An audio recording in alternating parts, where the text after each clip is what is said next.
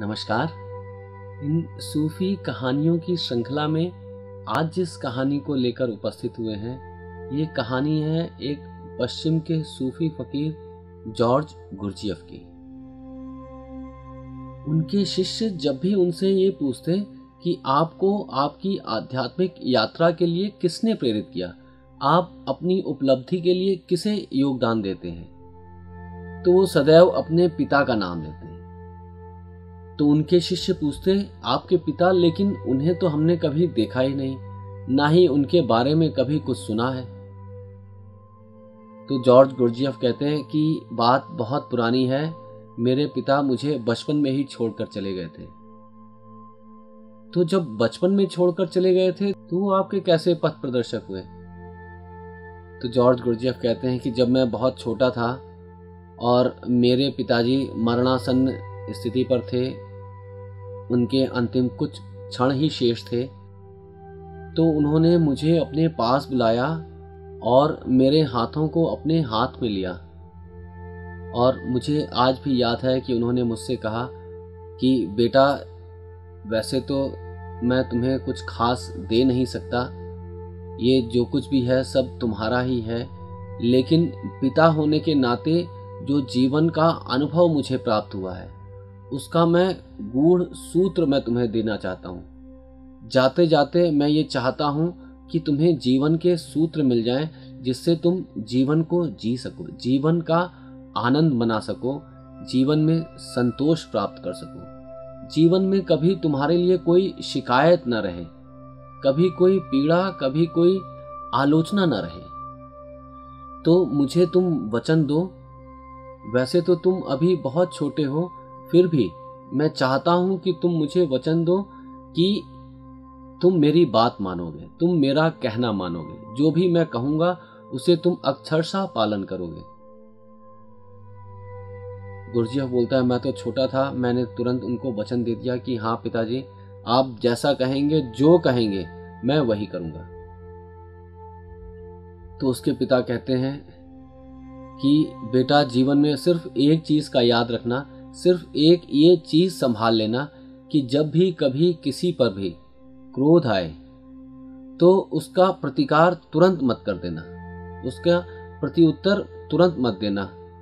अगर बहुत क्रोध आए भी तो भी उससे कह देना कि मैं तुमसे 24 घंटे के बाद मिलूंगा, इसका उत्तर मैं तुम्हें 24 घंटे बाद दूंगा। और इस तरह तुम किसी भी तरह के क्रोध को, किसी भी तरह के ज्वर को जब तुम्हें ग्रसित हो और उसके लिए तुम प्रतिक्रिया करना चाहो, तो हमेशा 24 घंटे का समय लेना।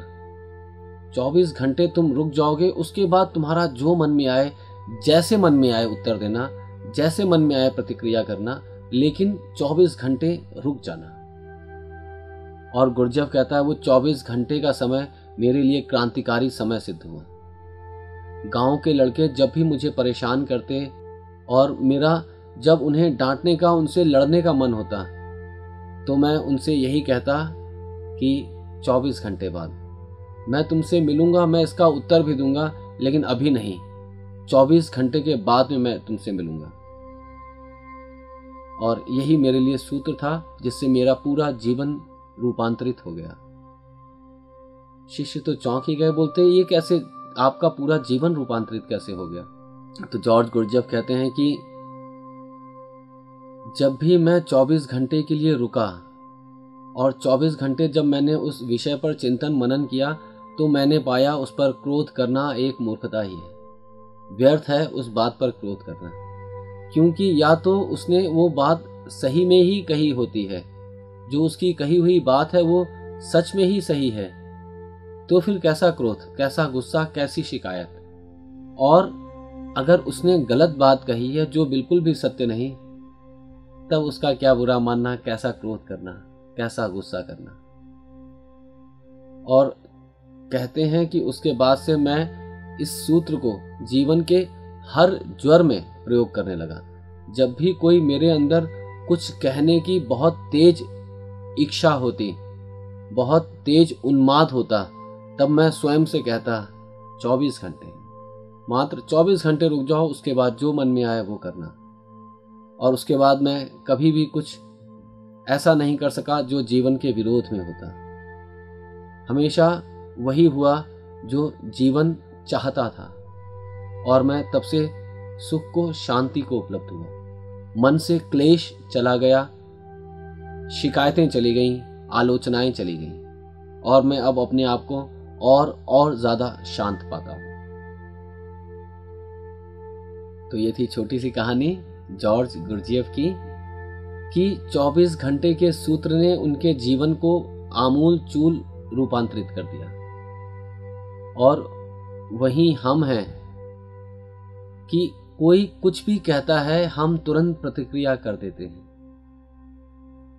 हम भी अगर इस सूत्र को अपने जीवन में थोड़ा प्रयोग करें तो हम पाएंगे कि हमें शांति मिलने लगी है। व्यर्थ की समस्याओं से हम बचने लगे हैं। व्यर्थ की बहस, व्यर्थ के प्रलाप, इन सब चीजों से अब हम बचने लगे हैं। अब हमारे मन में वैसी कोई भावना ही नहीं आती, वैसा कोई विचार ही नहीं आता कि दूसरे को चोट पहुंचाएं, दूसरे को तकलीफ दें। तो देखें, प्रतिक्रियाएं तो बहुत हुई, अब प्रतिसंवेदित हुआ जाए। 24 घंटे का समय लिया जाए खुद के लिए कि हम सोचें, विचारें, फिर प्रतिसंवेदित हों। एक मशीन की तरह, एक यांत्रिक रोबोट की तरह नहीं कि किसी ने बटन दबाया और हम तुरंत रिएक्ट हो गए। ऐसा ना हो कि हमारा रिमोट लोगों के पास में हो, कि उन्होंने थोड़ी सी हमारी प्रशंसा की तो हम फूल के कुप्पा हो जाएं, और वहीं अगर उन्होंने हमारी बुराई की, अपशब्द कहे, तो हम तुरंत क्रोधित हो जाएं, दुखी, उदास हो जाएं। और देखना, ये समाज में आपको देखने को मिलेगा, कुछ लोग इसको सीख जाते हैं। इस तरह उनको आपके रिमोट में बटन कहाँ कहाँ है उनको पता चल जाती है।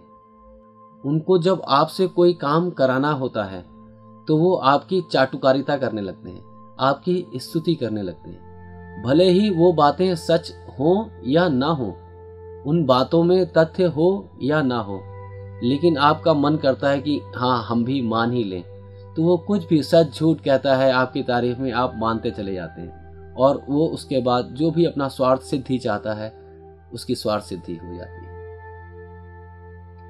और यहीं पर कभी कभी कुछ मित्रों के जैसे लोग भी, उनको जब पता चल जाता है कि आप किन किन बातों से अशांत होते हैं, किन किन बातों से तकलीफ में आते हैं, तो जब उनका मन होता है वो आपके रिमोट के बटन दबा देते हैं और आप दुखी, परेशान हो जाते हैं। शायद उनको इससे सुख मिलता है, लेकिन क्या मिलता है कुछ कहा नहीं जा सकता। लेकिन मूल बात यह है कि आपने अपने मनोभावों के बटन लोगों के हाथ में दे दिए। आप कठपुतली हो गए, आपके धागे लोगों के हाथ में, जैसे चाहते हैं वैसे खींच लेते हैं। तो देखें, अपने रिमोट को अपने पास रखें।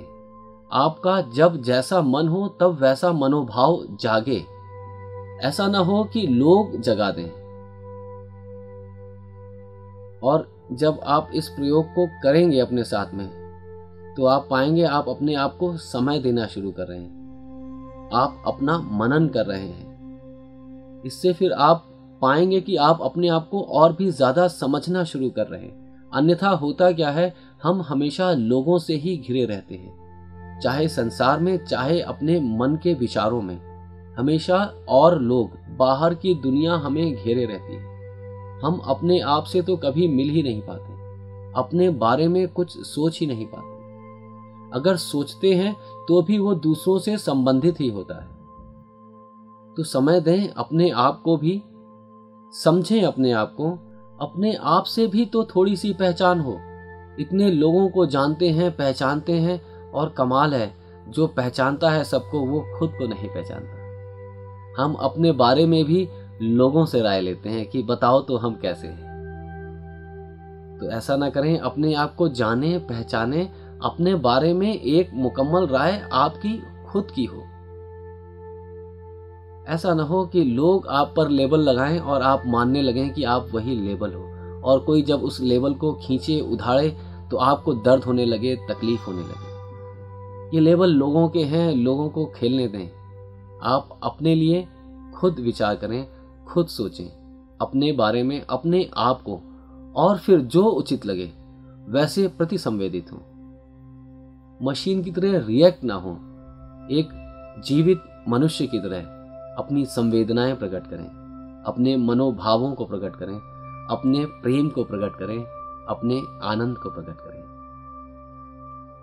नमस्कार।